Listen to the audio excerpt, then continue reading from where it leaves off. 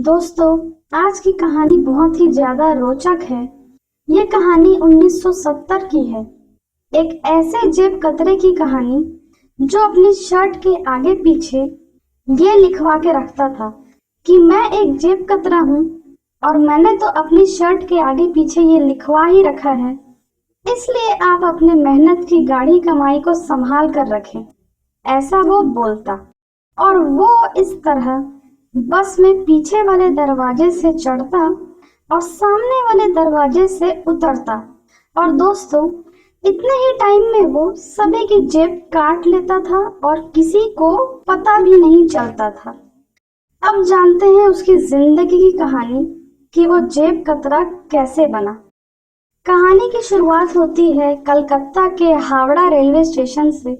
एक 8 से 9 साल का बच्चा और उसकी माँ हावड़ा रेलवे स्टेशन पर बैठे हैं।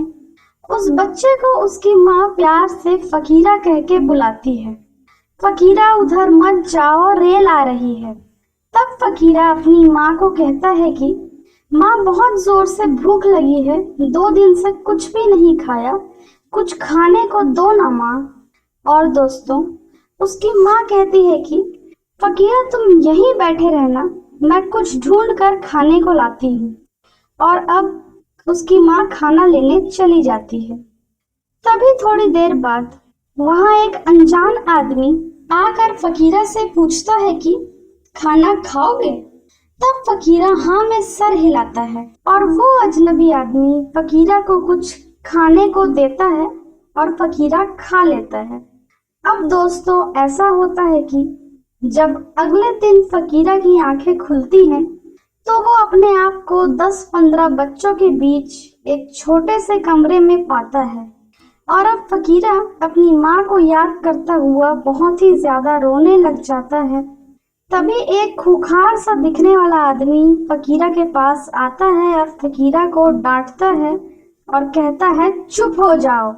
पर फकीरा रोते हुए कहता है, मुझे अपनी माँ के पास जाना है। तभी वो आदमी फकीरा को मारकर चुप कराता है।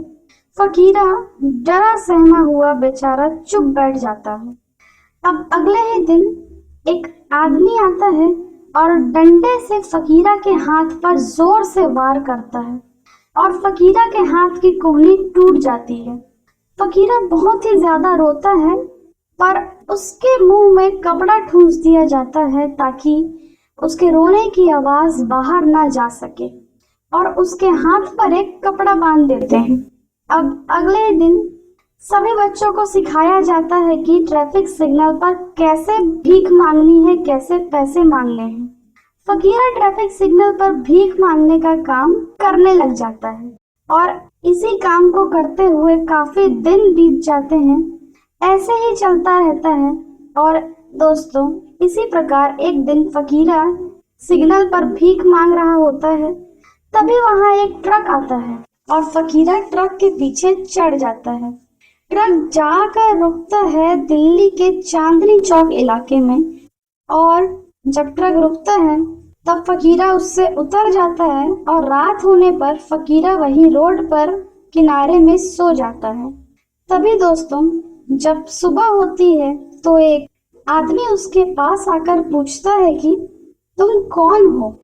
फकीरा को कुछ भी समझ नहीं आ रहा होता, क्योंकि वो दिल्ली का रहने वाला नहीं था, हिंदी नहीं जानता था।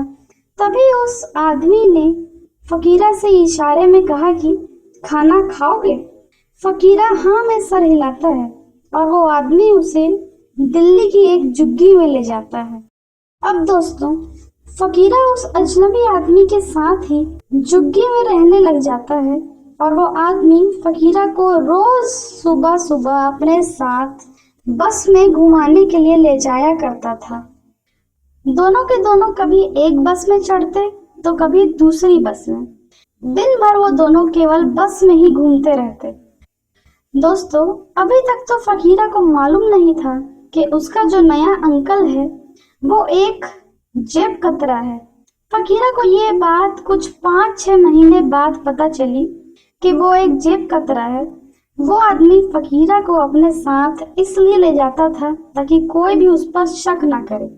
और दोस्तों, इसी तरह फकीरा 15 साल का हो जाता है और वो भी जेब काटने का काम पूरी तरह से अब सीख चुका है। एक दिन अचानक ही उसके अंकल की ज्यादा शराब पीने की वजह से मौत हो जाती है। अब फकीरा फिर से अकेला हो गया है, पर उसके पास एक उम्मीद फकीरा के पास बची है। उसके पास एक सहारा बचा है और वो है अंकल की झुग्गी, जहां वो रह सकता था। और फकीरा अब जेब काटने अकेले ही जाने लगा। अचानक ही एक दिन फकीरा को एक नई शर्ट खरीदने का मन किया और उसने नई शर्ट तो खरीदी, पर शर्ट के आगे पीछे लिखवा दिया, मैं एक जेब कतरा हूँ।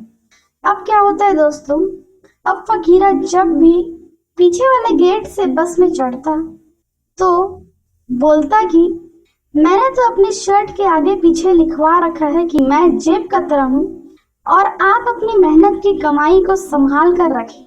कोई जेब कतरा आपकी मेहनत की कमाई को उड़ा कर न ले जाए। और फकीरा इस तरह कहते हुए बस में आगे की तरफ बढ़ता और सबकी जेब काटते हुए नीचे उतर जाता। पूरा दिन वो लाखों रुपए की जेब काट लेता और किसी को कानों कान खबर भी नहीं लगती। अब दोस्तों फकीरा उन पैसों का, इतने सारे पैसों का क्या करता था? तो वो कुछ पैसे मंदिर में देवी माँ को चढ़ा देता था, कुछ पैसों को गरीबों को दे देता था और बाकी पैसों से वो मौज किया करता था। बड़े बड़े महंगे होटलों में, बार, डिस्को में जाया करता, सारे पैसे वही खर्च कर देता। दूसरे दिन के लिए 1 रुपया भी नहीं बचाता था।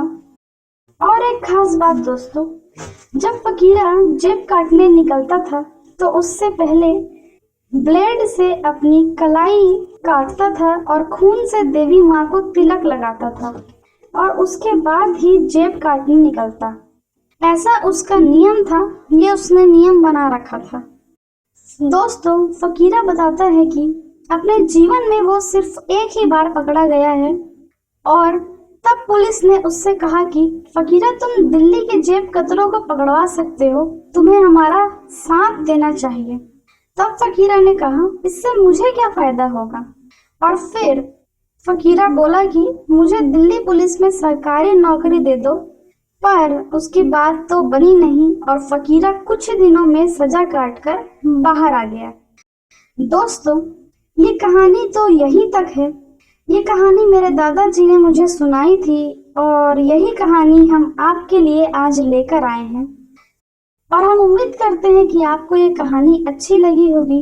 यदि कहानी अच्छी लगी हो तो वीडियो को एक लाइक जरूर करें और अपने दोस्तों के साथ शेयर जरूर करें।